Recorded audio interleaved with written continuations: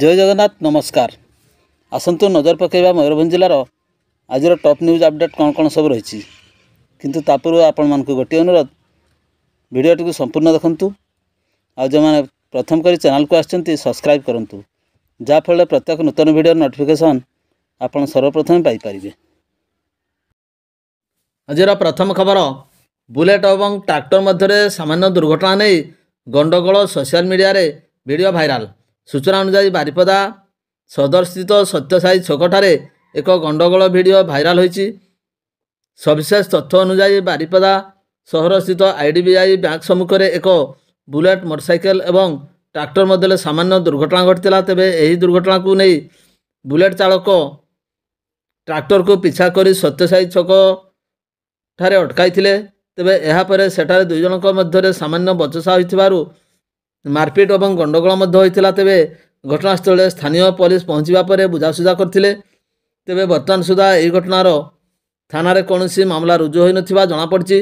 तेबे स्थानीय लोके यही घटना को नहीं अधिक तदंत दाबी करथुवा बेले गंडगोल वीडियो एबे सोशल मीडिया रे भाइराल होता देखा मिली। परवर्ती खबर दुबलाबेड़ा निकट में बाइक और कार मध्य मुहांमुही धक्कार बाइक चालक गुरुतर। संध्या समय दुबलाबेड़ा गाँ निकट में बाइक और कार मध्य मुहांमुही धक्का होता फल बाइक चालक गुरुतर होती। स्थानीय लोके एक आम्बुलांस को खबर दे उक्त आम्बुलांस जोगे रायरंगपुर डाक्तरखाना को पठाई। युवक ना राजेश नायक घर गरमैशाणी थाना अंतर्गत गुहाल डांगरी बोली जमापड़ी। से रायरंगपुर बजार को आसते और बजार काम सारी घर को बाइक रे फेरिबा समय कार सह दुर्घटना होइथिबा जणा जायछि। परवर्ती खबर विषय स्थित विषयी एसएसडी बालिका विद्यालय वार्षिक उत्सव अनुष्ठित। कादुआणी स्थित अनुसूचित जाति और जनजाति विभाग परिचालित वार्षिक उत्सव रे जिला शिक्षा निरीक्षक मानस रंजन त्रिपाठी पौरोहित अनुष्ठित होइछि। एही कार्यक्रम रे अतिथि भावे अतिरिक्त उपखंड मंगल अधिकारी श्री श्यामल मंगल संप्रसारण अधिकारी विकास रंजन नायक परिचालन सभापति अशोक कुमार नायक प्राक्तन शिक्षक हरिहर पंडा मुख्य वक्ता हरिशंकर उच्च माध्यमिक विद्यालय अध्यक्ष रामकृष्ण दास प्रमुख जोगदे ज्ञानालोक विचरण कर पिलांकर दक्षता और सामर्थ्य वृद्धि करने विद्यालय लक्ष्य बोली कहिथिले। प्रधान शिक्षक हरिशंकर नायक सहयोग अनुष्ठित शिक्षक सुजित कुमार होता मुख्य अतिथि परिचय देथिबा बेले प्रधान शिक्षक श्रीयुक्त नायक वार्षिक विवरणी पाठ करथिले। छात्र छात्री स्वागत भाषण गान तथा पिलामानक सांस्कृतिक कार्यक्रम समस्त मन मोहिथिला। परवर्ती खबर बारिपदा टाउन पुलिस द्वारा सहर विभिन्न स्थान में चढ़ाऊ बेआईन विदेशी मद जबत। यही चढ़ाऊ समय विभिन्न स्थान में बेआईन भाव बिक्री होता विदेशी मद जबत कर बारिपदा टाउन थानार नूतन थाना अधिकारी भावे सुजित कुमार सोरेन जोग देवा परे से यहाकू नहीं क्रियाशील करने सह विभिन्न स्थान में बेआईन भाव चलुवा मद दुकान गुड़िक चढ़ाऊ करते। तेबे यही चढ़ाऊ समय बसस्टाण निकट थिबा एक फास्टफुड दुकान बेआईन भाव मद एवं विदेशी मद बिक्री होता बेले सेठारु से मध्य मद जबत करते। से यहीपरि भाव यापर होटेल वेलकम रे चढ़ाऊ करी बहु परिमाण में बेआईन विदेशी मद जबत करछंती। तेबे यही जबत क्रियाशील मध्य टाउन थाना पुलिस पक्षरु जारी रहियो बोली कहिसंती। परवर्ती खबर गड़ियाठारे जनिक व्यक्ति घर निआरे पड़ी भस्मीभूत। परिवार लोकों को भेटिले पूर्वतन मंत्री सरोजिनी हेम्ब्रम। सूचना अनुसार बारिपदा निर्वाचन मंडली अंतर्गत तथा खुंटा ब्लॉकर गड़ियाठारे संपूर्ण खंडेईकर घरे निआं लगी पड़ जाइथिला। तेबे खबर पाई संपूर्ण खंडेईक परिवार को पूर्वतन मंत्री तथा वर्तमान ओडिशा सरकार अनुसूचित जाति और जनजाति विभाग उपदेष्टा सरोजिनी हेम्ब्रम एवं तांकर परिवार लोकों को भेटी समवेदना जणाइबा सहित आर्थिक सहायता करथिबा बेले से किपरि यथाशीघ्र सरकारी सहायता पाई परिबे से नहीं विशेष भाव आलोचना करथिले। परवर्ती खबर अलाजोड़ी स्टेशन निकट ट्रेन रु खसी पड़ी जड़े गुरुतर। अपराह्न समय अलाजोड़ी स्टेशन निकट में ट्रेन रु जड़े व्यक्ति भारसाम्य हराई तल को खसी पड़ते। यापर स्थानीय लोक मैंने गुरुतर व्यक्ति को रायरंगपुर डाक्तरखाना भर्ती करते। सेठारे से चिकित्सित होता जमापड़ी। वर्तमान सुधा व्यक्ति परिचय जमापड़ी।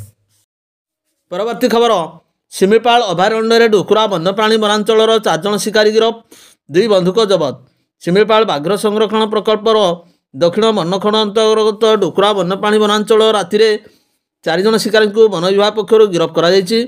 ଡେପୁଟି ରେଞ୍ଜର ସୁବାସ ରାଉତ ଓ ବନ ସଂରକ୍ଷକ ପ୍ରକଳ୍ପର ଯୁଗ୍ମ ଟାସ୍କଫୋର୍ସ ମୁଖ୍ୟ ଧ୍ରୁବେନ୍ଦ୍ର ନାୟକଙ୍କ ନେତୃତ୍ୱରେ ଯୁଗ୍ମ ପେଟ୍ରୋଲିଂ ସମୟରେ ଏହି 4 ଜଣ ଶିକାରୀ ଧରାପଡ଼ିଥିଲେ। ସେମାନେ ହେଲେ ଗମେଇ ଘାଟିର ସଂଗ୍ରାମ ସିଂ, ସଞ୍ଜୟ ସିଂ ଏବଂ ସୁବର୍ଣ୍ଣ ମଞ୍ଜରୀର ମଣ୍ଟୁ ସିଂ ଏବଂ ବିଶୁ ସିଂ। ଗିରଫ 4 ଜଣଙ୍କ ନିକଟରୁ 2ଟି ଦେଶୀ ବନ୍ଧୁକ, ଲୁହା ବଲ୍ବ, ମୋବାଇଲ ଫୋନ୍ ଓ ଶୁଖିଲା ରାସନ ସାମଗ୍ରୀ ଜବତ କରାଯାଇଛି। ମକର ସଂକ୍ରାନ୍ତି ସମୟରେ ଶିକାର ଉଦ୍ଦେଶ୍ୟରେ ଅଭିଯୁକ୍ତମାନେ ଜଙ୍ଗଲକୁ ଯାଇଥିଲେ ବୋଲି ସ୍ୱୀକାର କରିଛନ୍ତି। ତେବେ ବନ କର୍ମଚାରୀଙ୍କୁ ଦେଖି ସେମାନେ ଗୁଳି ଚଳାଇବା ପାଇଁ ଧମକ ଦେଇଥିଲେ। ତେବେ ଯୁଗ୍ମ ଟିମ୍ ରାତିରେ ସାହସିକତାର ସହିତ ମୁକାବିଲା କରି 4 ଜଣଙ୍କୁ କାବୁ କରିଥିଲେ। ଏନେଇ ଅଧିକ ତଦନ୍ତ ଚାଲୁ ରଖିଥିବା ବେଳେ ସମସ୍ତଙ୍କୁ କୋର୍ଟ ଚାଲାଣ କରାଯାଇଛି ବୋଲି ଶିମିଳିପାଳ ବାଘ ସଂରକ୍ଷଣ ପ୍ରକଳ୍ପର ଉପନିର୍ଦ୍ଦେଶକ ସମ୍ରାଟ ଗୌଡ଼ା ସୂଚନା ପ୍ରଦାନ କରିଛନ୍ତି। ପରବର୍ତ୍ତୀ ଖବର, ମୟୂରଭଞ୍ଜ ଜିଲ୍ଲାର ମରଡ଼ା, ଜଜପୁର ଏବଂ ଠାକୁରମୁଣ୍ଡାରେ ନୂତନ ସିଭିଲ୍ କୋର୍ଟ କମ୍ପ୍ଲେକ୍ସ ଭିତ୍ତିପ୍ରସ୍ତର ସ୍ଥାପନ ହୋଇଛି। ଓଡ଼ିଶା ଉଚ୍ଚ ନ୍ୟାୟାଳୟର କାର୍ଯ୍ୟକାରୀ ମୁଖ୍ୟ ବିଚାରପତି ଡକ୍ଟର ଜଷ୍ଟିସ୍ ଅଚ୍ୟୁତ ରଞ୍ଜନ ଷଡ଼ଙ୍ଗୀଙ୍କ ଦ୍ୱାରା ଓଡ଼ିଶା ଉଚ୍ଚ ନ୍ୟାୟାଳୟର ବିଚାରପତି ଜଷ୍ଟିସ୍ ଦେବବ୍ରତ ଦାସ ଏବଂ ଜଷ୍ଟିସ୍ ଆଦିତ୍ୟ କୁମାର ମହାପାତ୍ରଙ୍କ ଉପସ୍ଥିତିରେ ଉପରୋକ୍ତ 3 ସ୍ଥାନରେ ଭିତ୍ତିପ୍ରସ୍ତର ସ୍ଥାପନ ହୋଇଛି। ମରଡ଼ା ଅଞ୍ଚଳରେ 2.5 ଏକର ଜମି ଉପରେ ନୂତନ ସିଭିଲ୍ କୋର୍ଟ କମ୍ପ୍ଲେକ୍ସ କୋଠାଘର ନିର୍ମାଣ ହେବ। ଏହି ଅବସରରେ ମୁଖ୍ୟ ବିଚାରପତି ଜଷ୍ଟିସ୍ ଷଡ଼ଙ୍ଗୀ ଉଦ୍ବୋଧନ ଦେଇ ନ୍ୟାୟ ପ୍ରକ୍ରିୟାକୁ ତ୍ୱରାନ୍ୱିତ କରିବା ପାଇଁ ନ୍ୟାୟପାଳିକାର ମୂଳଦୁଆକୁ ସୁଦୃଢ଼ କରିବାରେ ଆବଶ୍ୟକତା ରହିଛି। ଏଣୁ ଜିଲ୍ଲା ସଦର ମହକୁମା ଦୂରରେ ରହୁଥିବା ଜନସାଧାରଣଙ୍କୁ ତ୍ୱରିତ ନ୍ୟାୟ ପ୍ରଦାନ ସକାଶେ ଓଡ଼ିଶା ବିଭିନ୍ନ ବ୍ଲକରେ ନୂତନ ସିଭିଲ୍ କୋର୍ଟ କମ୍ପ୍ଲେକ୍ସ କୋଠାଘର ନିର୍ମାଣ ହେଉଛି। ଏହି କୋର୍ଟ କମ୍ପ୍ଲେକ୍ସରେ ଅଦାଲତ ସହ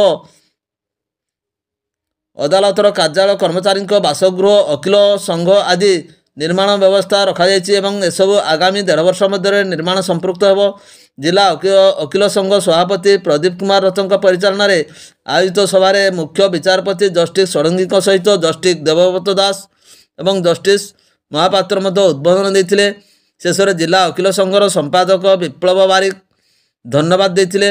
କାର୍ଯ୍ୟକ୍ରମରେ ଓଡ଼ିଶା ଉଚ୍ଚ ନ୍ୟାୟାଳୟର ରେଜିଷ୍ଟ୍ରେସନ ଜେନେରାଲ ପ୍ରତାପ କୁମାର ପାତ୍ର, ଭାରପ୍ରାପ୍ତ ରେଜିଷ୍ଟ୍ରାର ଅଖିଳ କୁମାର ପଶ୍ଚିମ କବାଟ, ଅତିରିକ୍ତ ରେଜିଷ୍ଟ୍ରାର ତଥା ମୁଖ୍ୟ ବିଚାରପତି ପ୍ରମୁଖ, ସଚିବ ଆନନ୍ଦ ଦାସ ଏବଂ ମୟୂରଭଞ୍ଜ ଜିଲ୍ଲା ଜଜ୍ ଅରବିନ୍ଦ ପଟ୍ଟନାୟକ ପ୍ରମୁଖ ସମେତ ମୟୂରଭଞ୍ଜ ଜିଲ୍ଲାର ସମସ୍ତ ଅଧିକାରୀ ଯୋଗ ଦେଇଥିଲେ। ବାରିପଦାରୁ ଜିଲ୍ଲା ଓକିଲ ସଂଘ ଆଇନଜୀବୀଙ୍କ ସମେତ ମରଡ଼ା ଏବଂ ଅଞ୍ଚଳର ଆଇନଜୀବୀ ମଧ୍ୟ ଏହି କାର୍ଯ୍ୟକ୍ରମରେ ସାମିଲ ଥିଲେ। ମରଡ଼ାରେ 2021 ସେପ୍ଟେମ୍ବର 1ରେ ସ୍ଥାପିତ ସିଭିଲ୍ ଜଜ୍ ତଥା ଜେଏମ୍ଏଫ୍ସି କୋର୍ଟର ଅଦାଲତ କାର୍ଯ୍ୟ ହୋଇଆସୁଛି। ସେହିପରି ଯାଜପୁର 3.5 ଏକର ଜମିରେ ସିଭିଲ୍ କୋର୍ଟ କମ୍ପ୍ଲେକ୍ସ ଶୁଭ ଶିଳାନ୍ୟାସ ହୋଇଛି। ଓଡ଼ିଶା ନ୍ୟାୟାଳୟର ମୁଖ୍ୟ କାର୍ଯ୍ୟକାରୀ ମୁଖ୍ୟ ବିଚାରପତି ଡକ୍ଟର ଜଷ୍ଟିସ୍ ଷଡ଼ଙ୍ଗୀ ପ୍ରଥମ ପର୍ଯ୍ୟାୟରେ 4 କୋଟି 81 ଲକ୍ଷ ବ୍ୟୟ ଅଟକଳରେ ମୂଲ୍ୟ ଉନ୍ନୟନ ଗ୍ରାମୋନ୍ନୟନ ବିଭାଗ ପକ୍ଷରୁ ଏହା ନିର୍ମାଣ କରାଯାଇଥିବ ବୋଲି କହିଛନ୍ତି। କରଞ୍ଜିଆ ଓକିଲ ସଂଘ ସାଧାରଣ ସମ୍ପାଦକ ଦିବ୍ୟଲୋଚନ ସାହୁ,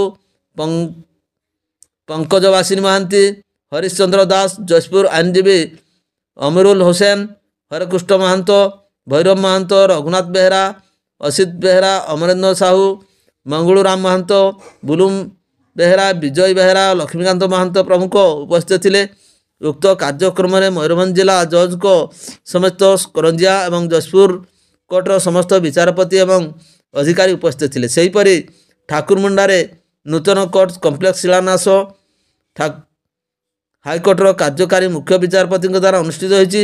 9 କୋଟି 56 ଲକ୍ଷ ଟଙ୍କା ବ୍ୟୟ ଅଟକଳରେ ଠାକୁରମୁଣ୍ଡା ନିକଟସ୍ଥ ମା ବାସୁଳି ମହାବିଦ୍ୟାଳୟ ନିକଟରେ ଥିବା ସିଭିଲ୍ ଜଜ୍ କୋର୍ଟର ନିଜସ୍ୱ ଜାଗାରେ କୋର୍ଟ ସହିତ କର୍ମଚାରୀଙ୍କ ନିମନ୍ତେ କୋର୍ଟର ନିର୍ମାଣ କରାଯିବ। କରଞ୍ଜିଆ ସିନିୟର ସିଭିଲ୍ ଜଜ୍ ଶଙ୍ଖ ଚକ୍ରବର୍ତ୍ତୀ, ଠାକୁରମୁଣ୍ଡା ଜେଏମ୍ଏଫ୍ସି କୋର୍ଟ ବିଚାରପତି ବନଜା ମହାନ୍ତି, ଉପଖଣ୍ଡ ପୁଲିସ ଅଧିକାରୀ ସୁବ୍ରତ କୁମାର ଠାକୁରମୁଣ୍ଡା, ବିଡ଼ିଓ ମନୋଜ କାର୍ଜି, ତହସିଲଦାର ସୁଶ୍ରୀ ସୁପ୍ରିୟା, ଥାନା ଅଧିକାରୀ ପ୍ରମୁଖ ଉପସ୍ଥିତ ଥିଲେ। ପରବର୍ତ୍ତୀ ଖବର, ଇତିମଧ୍ୟରେ ତିରିଙ୍ଗ ଏବଂ ବହଳଦାର ନୂତନ ଆଇଆଇସି ଯୋଗ ଦେଇଛନ୍ତି। ତିରିଙ୍ଗ ଥାନାରେ ପ୍ରଶାନ୍ତ କୁମାର ଜେନା ନୂତନ ଆଇଆଇସି ରୂପେ ଯୋଗ ଦେଇଛନ୍ତି। ପୂର୍ବରୁ ସେ ବାଲେଶ୍ୱର ଜିଲ୍ଲା ବାଲିଆପାଳ ଥାନାଧିକାରୀ ରୂପେ କାର୍ଯ୍ୟ କରୁଥିଲେ। ତିରିଙ୍ଗ ଥାନାରେ ବିଦାୟୀ ଥାନାଧିକାରୀ ଭାସ୍କର ପ୍ରଧାନଙ୍କର କଟକ ଭୁବନେଶ୍ୱର ଦୈତ୍ୟନଗରୀକୁ ନେଇ ଗଠିତ କମିଶନରେଟ୍ ପୁଲିସକୁ ବଦଳି କରାଯାଇଛି।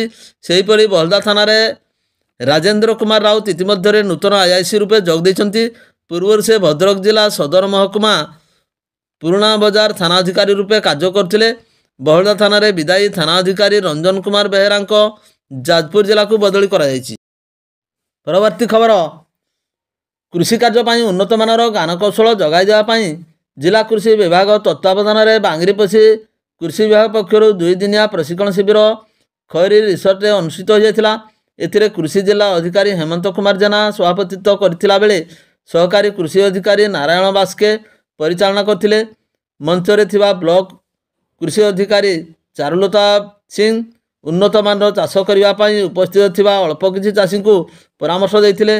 ତେବେ ବାଙ୍ଗିରିପୋଷି ଅଞ୍ଚଳରେ ଥିବା ବହୁ ଚାଷୀ ଏହି ପ୍ରଶିକ୍ଷଣ ଶିବିରରେ ଆୟୋଜନ କରାଯାଇଛି ବୋଲି ଜାଣି ନ ପାରିଥିଲେ କିମ୍ବା ଚାଷୀମାନଙ୍କୁ କୃଷି ବିଭାଗ ପକ୍ଷରୁ ସୂଚନା ମଧ୍ୟ ପ୍ରଦାନ କରାଯାଇନଥିବା ଅଭିଯୋଗ ହୋଇଛି। କିଛିଦିନ ପୂର୍ବରୁ ସରକାରଙ୍କ ପକ୍ଷରୁ ବ୍ଲକ କୃଷି କାର୍ଯ୍ୟାଳୟକୁ ଚାଷ ନିମନ୍ତେ ଗ୍ରାମାଞ୍ଚଳ ଚାଷୀମାନଙ୍କୁ ଉନ୍ନତମାନର ବୁଟ ବିହନ ଯୋଗାଇ ଦିଆଯାଇଥିଲା।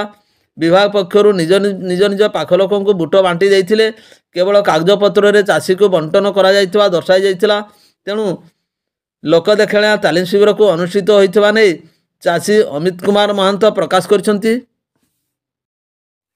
ପରବର୍ତ୍ତୀ ଖବର, ବାରିପଦା ପୌରାଞ୍ଚଳ 15 ନମ୍ବର ୱାର୍ଡର ଜୈନିକ ବୟସ୍କା ମହିଳା ତାଙ୍କ ନିଜ ଘର ସମ୍ମୁଖରେ ବସିଥିବା ବେଳେ ବାଇକ୍ ଲୁଟରମାନେ ତାଙ୍କ ବେକରୁ ସୁନାହାର ଛିନତାଇ କରି ନେଇ ପଳାଇ ଯାଇଥିବା ସମ୍ପର୍କରେ ବାରିପଦା ଟାଉନ ଥାନାରେ 17/2024ରେ ଏକ ଭିଡ଼ିଓଟିକୁ ଶେଷ ପର୍ଯ୍ୟନ୍ତ ଦେଖିଥିବାରୁ ଅନେକ ଧନ୍ୟବାଦ।